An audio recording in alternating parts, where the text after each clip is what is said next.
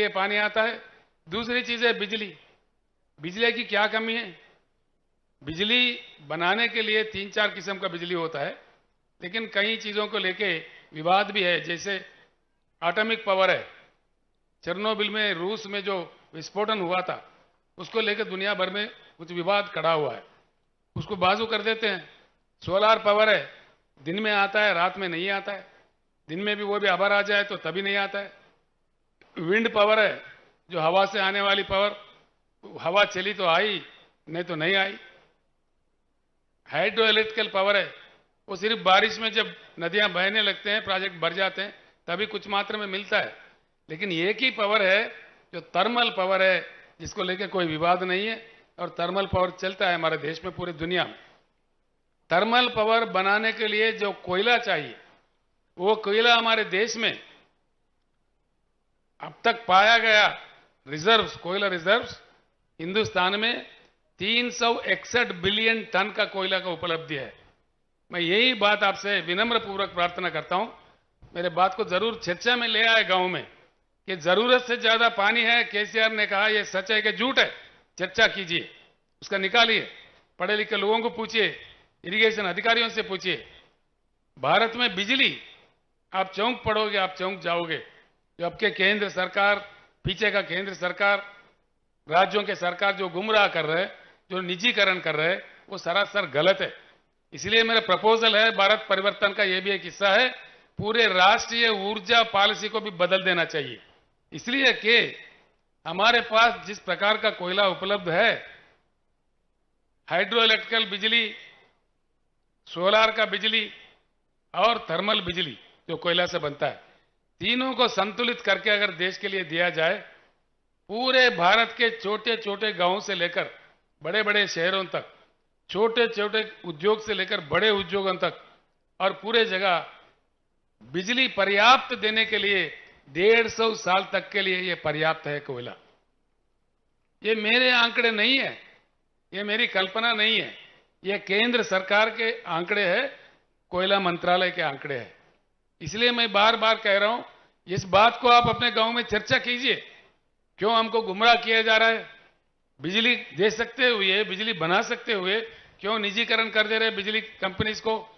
और हमारे देश में इतना भरपूर कोयला है जो 150 साल तक के लिए पर्याप्त है, उसके बावजूद क्यों कोयला ऑस्ट्रेलिया से मंगाया जा रहा है? क्यों कोयला आज कई अन्य देशों से मंगाया जा रहा है? इस बात को हमको समझना चाहिए, ये रूट मुद्दे हैं। इसलिए मैं आपसे प्रार्थना करता हूं, किसान भाइयों, हम जब तक एकत्रित ना हो, हमारा समस्या का कोई समाधान नहीं निकलेगा। बड़ा दुख होता है, इतने धनवान महाराष्ट्र राज्य में किसान का आत्महत्या रोज का 8 का 7 का 9 का 10 का आंकड़ा में जाता है। क्या यही हमारा किस्मत है किसानों का? एक ही समाधान सब साफ कर सकता है, एक ही हमारा, अगर हम प्रतिज्ञा ले ले, सारे किसान चुनाव के समय इकट्ठे रहे, किसानों को पार्टी को खड़ा करे, तब जाके हमारा बिल्कुल समस्या सुलझ सकता है, इसमें मुझे कोई शक नहीं। तेलंगाना राज्य में वहां लोगों ने तेलंगाना राज्य भी प्राप्त किया, इकट्ठे होकर लड़के, उसके बाद में किसान सरकार बनाया।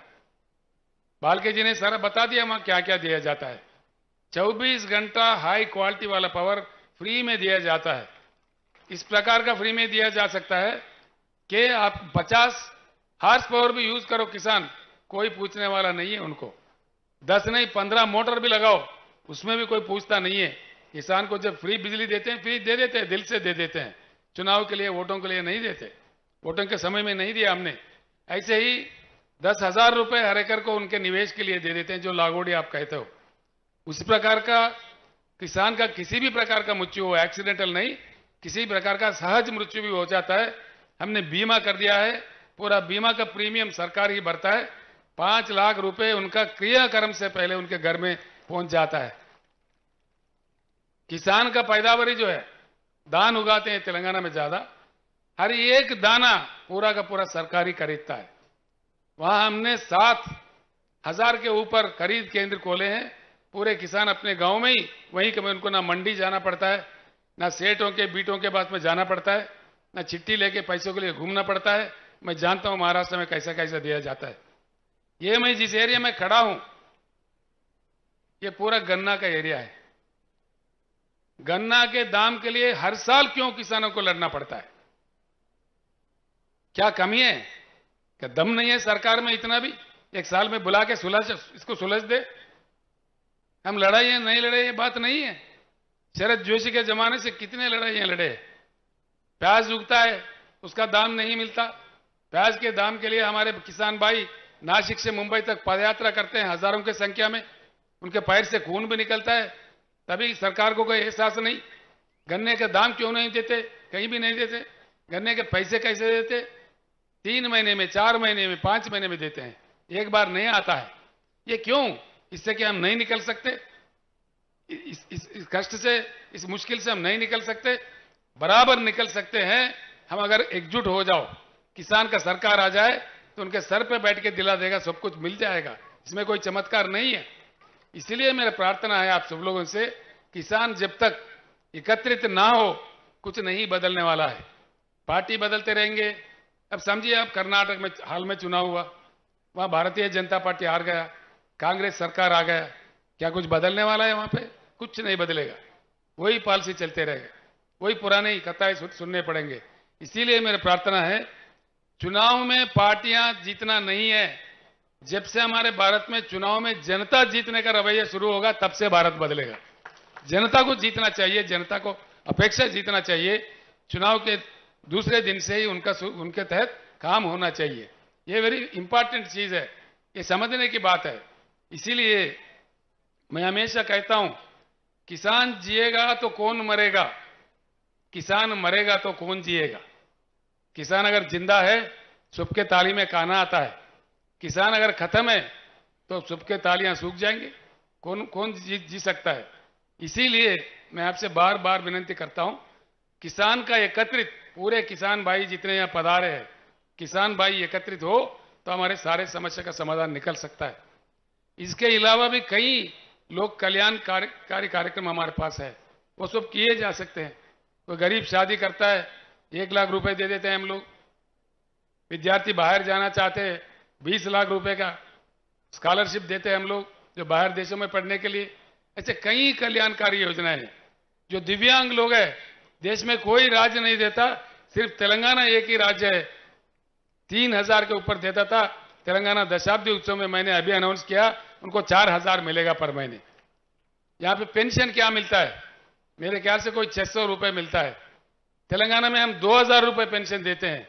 मैं महाराष्ट्र वासियों को, जो पेंशनदार है, उनको खुलकर कहता हूं, महाराष्ट्र में बीआरएस का सरकार लाओ, पूरे किसान के काम भी हो जाएंगे और वेलफेयर मेजर्स भी। आपको पेंशन 2000 मिलेगा, बाजाब्ता मिलेगा, किसी का दिवाला नहीं निकलेगा, बिल्कुल बाजाब्ता आराम से दे सकते हैं। ये सारे चीज हो जाएंगे, सारे चीज संभव है जबकि हम एकत्रित हो। दलित वर्ग हमारे देश का एक अंग है, उनको हमने पीछे रखा है, वो हमारा ही पाप है। उस पाप को हमको धोना पड़ेगा, कोई अन्य आके नहीं करेगा। अमेरिका देश में काले लोगों को गोरे लोगों ने बहुत सताया था, बहुत रुलाया था, बहुत उनको वंचित किया था। लेकिन अमेरिका समाज में जागृति आने के बाद एक ब्लैक, मतलब यानी काले जाति के रहने वाले बराक ओबामा को देश के अध्यक्ष बना देके उनका अपने पाप को धोया है। ये भी भारत में चेतना आना चाहिए। हमारा दलित भाई वंचित ना रहे, उनके भी उद्धार होना चाहिए साथ साथ में। जब तक वो ऐसे रहेगा, पिछड़े रहेगा, ये भारत के चेहरे पे एक दाग रह के बन जाएगा। इसको भी मिटा देना कोई दूसरा देश वाला नहीं करेगा, ये हमारा ही कर्तव्य बनता है, हमारा ही दायित्व बनता है। यहाँ के पार्टियां पूरे प्रस्तापित है, इनको क्या डर है समझ में नहीं आता, क्यों ऐसा करते हैं समझ में नहीं आता, क्यों उल्टा सुल्टा बात करने लगते। हमारा जो एजेंडा है, उस एजेंडा पे बात करो, उस एजेंडा डिस्कस करो। देवेंद्र फडणवीस जी, जो भूतपूर्व मुख्यमंत्री, अब के उप मुख्यमंत्री है, नांदेड़ में पहली बार जब मैं आया था तो उन्होंने कहा था, केसीआर जी आपका यहाँ क्या काम है? आपका तो काम तेलंगाना में है। मैंने कहा, भैया मैं भारत के नागरिक हूं, कहीं भी जाके काम कर सकता हूं, मैं यहाँ किसान के उद्धार के लिए आया हूं। अगर मुझे नहीं चाहते हो, तेलंगाना एजेंडा मक्की का मक्की 100% इंप्लीमेंट करो, मेरा काम खत्म, मैं मध्य प्रदेश चले जाऊंगा, महाराष्ट्र नहीं आऊंगा। उसका जवाब नहीं है उनसे, उसका जवाब आता ही नहीं है। उनको कहना चाहिए कि बिल्कुल हम अमल करेंगे, नहीं करते। केंद्र सरकार एक 6,000 रुपए